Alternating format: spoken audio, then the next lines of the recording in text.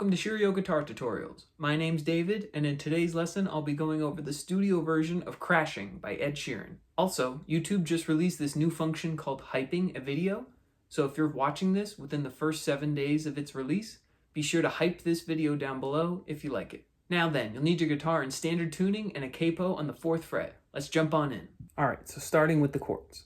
The first one you'll need is a C, which is played like this. Next is an A minor 7, played like this. So next are two different kinds of an F chord, and I'll just say up front, you can use either version of the F chord anywhere in the song. I choose certain versions for different parts of the song based on what I think is being played in the studio recorded version, but there's a chance I'm mishearing. So I'm just letting you know, you could use either F chord I'm about to show you anywhere in the song that requires an F chord. So the first one up is an F sus2, played like this. The second F chord is an F add 9, played like this. Next are a couple different versions of a G chord, and similar to the F chords, you could use any of these G chords anywhere in the song that you see a G chord is needed. In this tutorial, I choose certain ones for certain parts based on what I hear. So the first version is a G sus4, played like this. Next is a normal G chord, played like this. And it will be easier if you play it with your ring finger on the 3rd fret of the low E string, your middle on the 2nd fret of the A string, and your pinky on the 3rd fret of the high E string. And the last G chord is a G add 9, played like this. And finally, you have a D minor chord. On to strumming now, and there are two main patterns you'll need to know. So starting with the first one, it would sound like this. Now you'll notice, one strum I have shown is bolded, and that's to tell you to try and emphasize that strum a little bit more to make it a little bit more loud.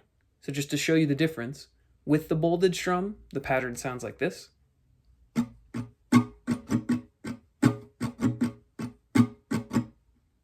And without it, the pattern would sound like this.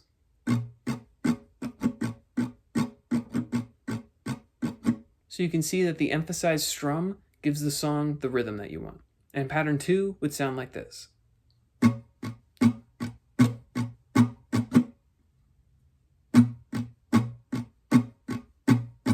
Alright, so moving into the song now, we're starting with verse 1. And it's pretty easy. It's just 2 lines of chords, and you're using all down strums to play them. So line 1 starts with a down strum on your C chord, and then a down strum on your A minor 7 chord, and then a down strum on your F sus2 chord. Now, like I mentioned during the chord section of this video, you could use the opposite F chord of what I'm showing if you want to. In this case, you could substitute the F add 9 for the F sus2. It's up to you. And during this F block, you could also add a second down strum if you wanted, but just make it very soft. That's because this block is the same length as the C A minor 7 block, which has 2 down strums, so it's totally up to you. So that F portion could just sound like this. So just to play the first part of line 1, it would sound like this.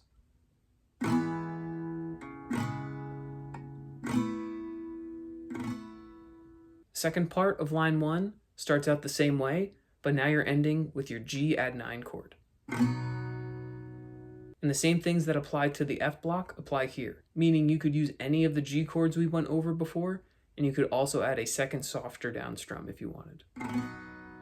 So just to play all of line 1 of verse 1 now, it would sound like this.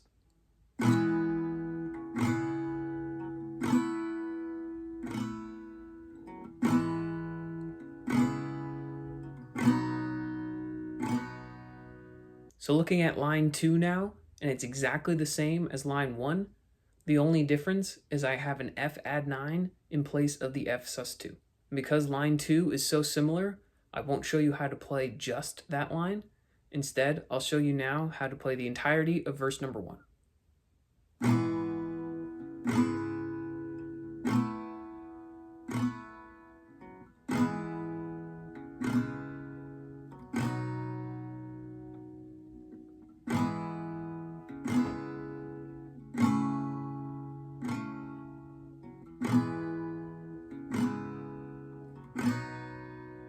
Moving on to pre-chorus 1 now, and again, it's just 2 lines of chords. Starting with line 1, you'll start with a D minor chord and play strumming pattern 1 twice, which would just sound like this. Next, you do the same thing for the F sus2. So all of line 1 would sound like this.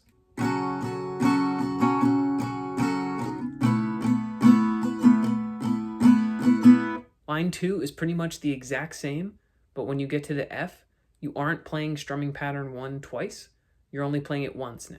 And that's because after the first time, you then play strumming pattern 1 once on the G sus4. So that last part of line 2 would just sound like this.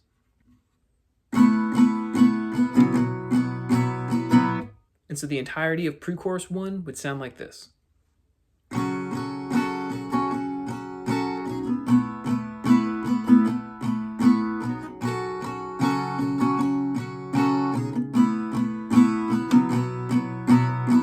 Next is chorus 1, and it's essentially just 1 line of chords repeated 4 times. You're just playing strumming pattern 1 once for the C, once for the A minor 7, once for the F add 9, and once for the G. And again, use whatever F or G chord you want. So just to show you, 1 time through the chorus would sound like this.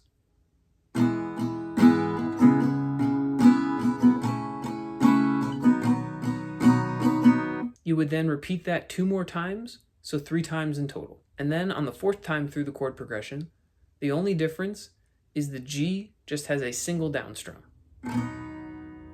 And that's just what I hear in the studio recorded version. You could just play pattern 1 once again on that very last G, and that'd be fine too. So altogether, chorus 1 sounds like this.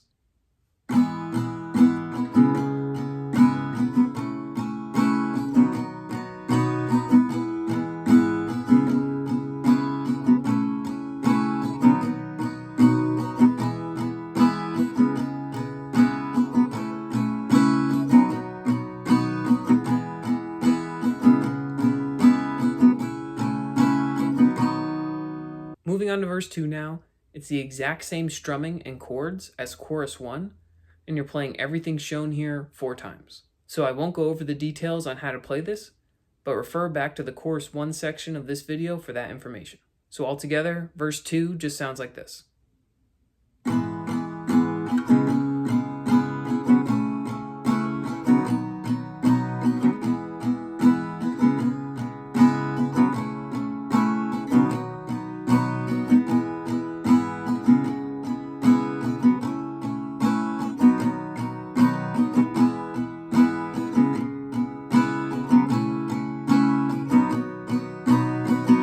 Next is pre-chorus 2, and it's played the exact same way as pre-chorus 1, so refer back to that section for the details. Next is chorus 2, and it's more or less the exact same as chorus 1, so refer back to the chorus 1 section of this video for the details on how to play chorus 2. Next up is the bridge, and this is where we start using that second strumming pattern that we went over before. Basically, you're playing strumming pattern 2 once for the F add 9, once for the G, once for the F add 9 again, and then finally finishing with 6 down strums on the G chord. And again, use whatever F or G chord you want.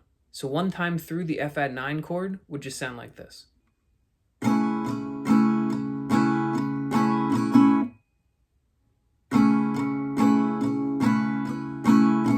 And so now I'll just show you how to play the entirety of the bridge.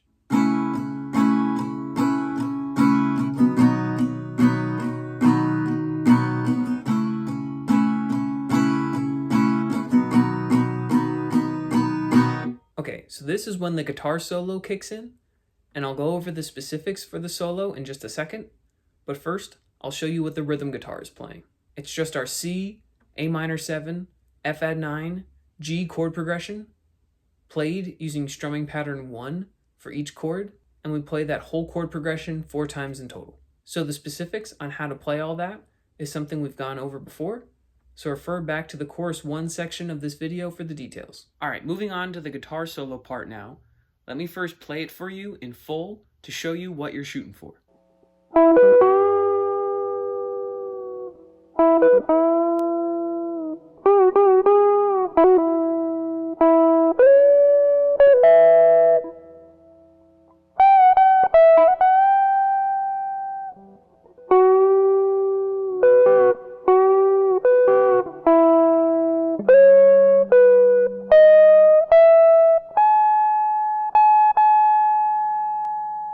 Also, before getting into specifics, this is obviously on an electric guitar, and I recommend that you use a pick. Neither of those are completely required though, so do what you want. Next, I would ignore the measures of the solo I have shown. I used Songster to make this, and so the notes in each measure are kind of off, so I would ignore that. However, what I have shown for you to play is correct. And finally, this is the first ever guitar solo that I've learned, let alone taught, so this is certainly not my area of expertise, so bear with me here a little. There may be some notes that are slightly off, or I may not describe something 100%, but hey, we're all learning, right? Now then, getting into specifics. What I have shown right now is the first half of the guitar solo. So you're going to want to start with your index on the 9th fret of the G string and your ring finger on the 12th fret of the B string. From there, you're going to do one down pluck that will hit both strings, one right after the other. So it should be all in one motion to pluck the G string and then the B string. So that would just look like this.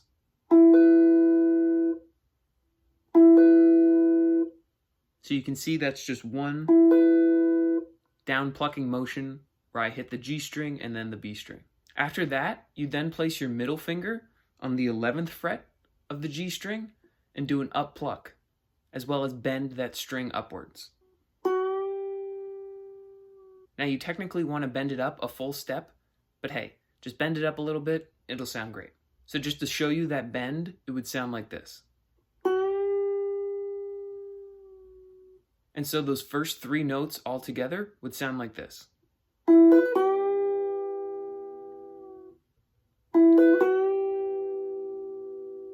The next three notes are pretty much the same as the first three. You start with plucking the 9th fret of the G string and then the 12th fret of the B string. But now, instead of doing an up pluck on the 11th fret of the G string, you're going to do an up pluck on the 8th fret of the G string. And for this, you're going to fret that 8th fret of the G string using your index finger. And so there's a bend here on this note as well, but now it's technically only a half step up. So these three notes here would sound like this.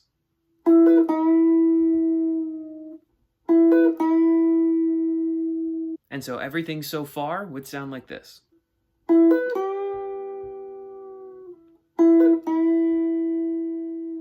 From there, you're going to want to put your index on the 9th fret of the G string, your middle on the 10th fret of the G string, and your ring finger on the 11th fret of the G string.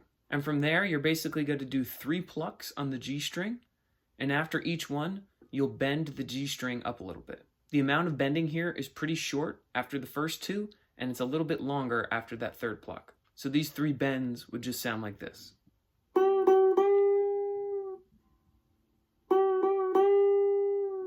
From there, you would take your middle and ring fingers off the fretboard. You would then pluck the 9th fret of the G string, quickly hammer on to the 11th fret using your ring finger, and then quickly pull off your ring finger. And so that hammer on pull off section is very quick, and it would sound like this. So let's include the bends now. The last 2 parts I just went over would sound like this together.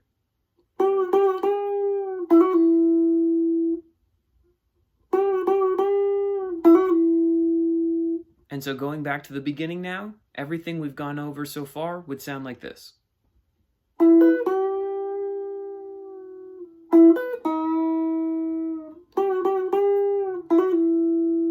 From there, you would do another down pluck on the 9th fret of the G string and let that ring out a little while adding a little vibrato. Vibrato is basically just kind of wiggling that note with whatever finger you're fretting. And then so from there, you're going to do a down pluck on the 12th fret of the B string using your ring finger, slide up to the 14th fret of the B string, and bend that B string up as you slide from the 12th to the 14th fret. And so that's a lot going on, so let me show you all of that a few times slowly.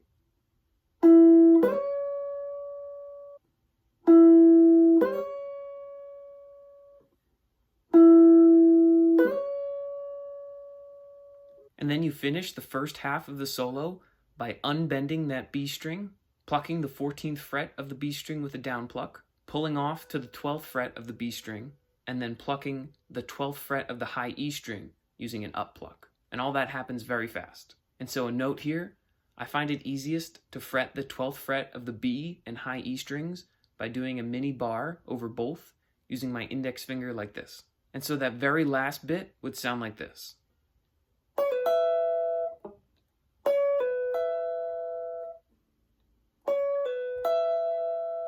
So from the vibrato on the 9th fret of the G string to the end of the first half of the solo, it would sound like this. And so the entirety of the first half of the solo would sound like this.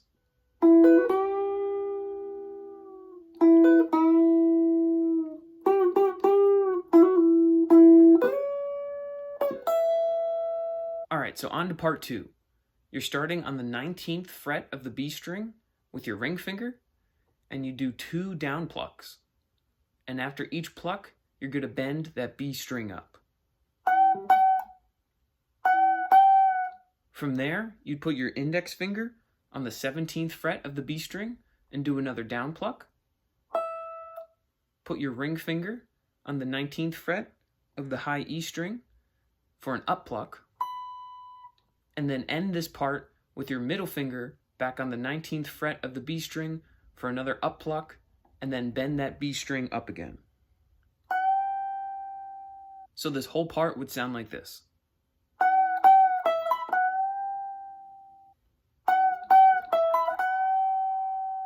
From there, you put your index finger on the 11th fret of the G string and your middle finger on the 12th fret of the B string. You'll do a down pluck on the G string and bend that string up for a good bit.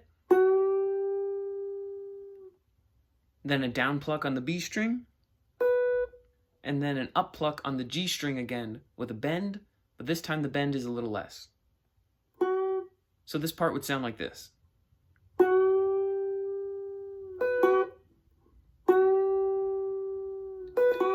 After that, you actually repeat what we just went over again, but you add a down pluck on the 9th fret of the G at the end and give that a little vibrato. So this part would sound like this.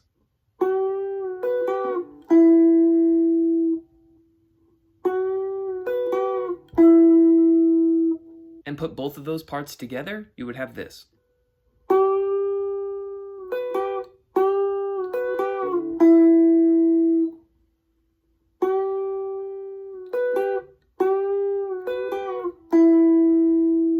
And putting everything together so far for the second half of the solo, it would sound like this.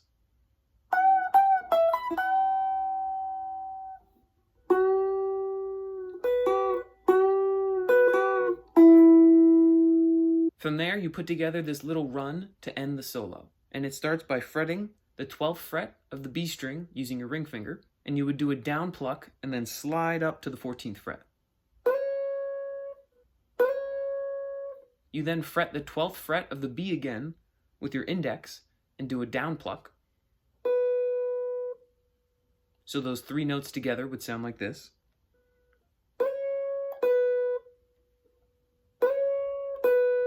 You then fret the 16th fret of the B string with your ring finger for another down pluck.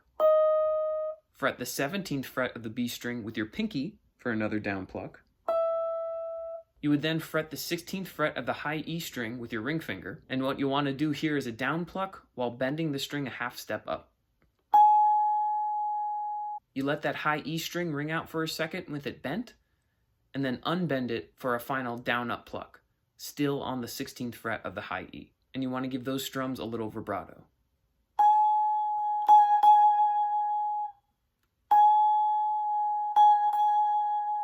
So everything together for this little run to finish the solo would sound like this.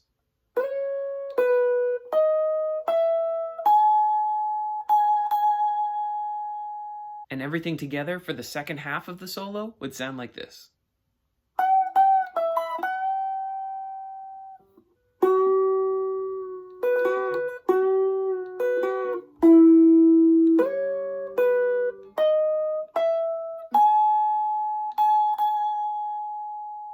And so again, to put all this together, the entirety of the solo sounds like this.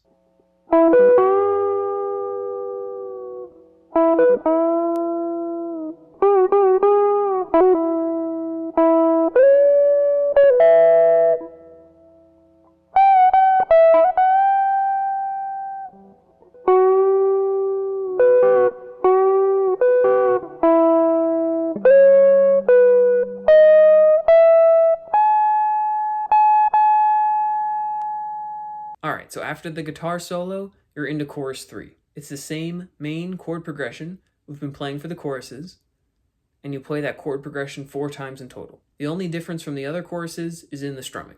The first time through the progression, you're just using a single down strum for each chord. The second time through, you play the C and A minor 7 with a single down strum as well. But when you get to the F add 9 and the G, you're back to playing strumming pattern 1 once for each chord. For the F add 9 and the G in line number 2, I'd suggest you build the volume of your strumming over the course of strumming those chords.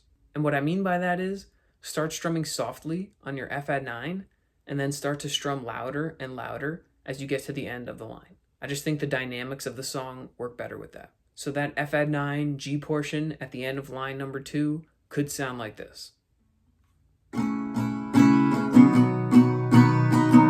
And then the last 2 times through chorus 3, you're continuing with strumming pattern 1 for each chord. So if you need a reminder on the specifics of playing pattern 1 for each chord, refer back to the chorus 1 section of this video.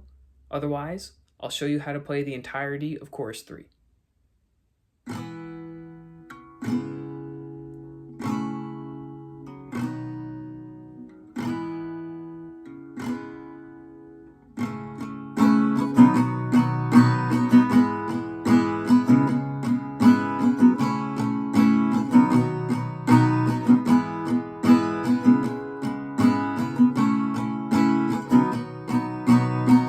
So next up is a mini post-chorus, and it's just the C, A minor 7, F add 9, G chord progression played through twice using strumming pattern 1. And just like the other sections that are played like this, refer back to the chorus 1 section of this tutorial for the specifics on how to play that. And then finally, the last part of the song is the outro. And it's just the same old chord progression played through 4 more times, and then 1 final down strum on the C chord. And so again, refer back to the chorus 1 section of this tutorial for how to play this chord progression using strumming pattern 1. And that's the entirety of the song. So what I'll do now is do a full playthrough, including the guitar solo, to give you something to practice and play along to. Enjoy.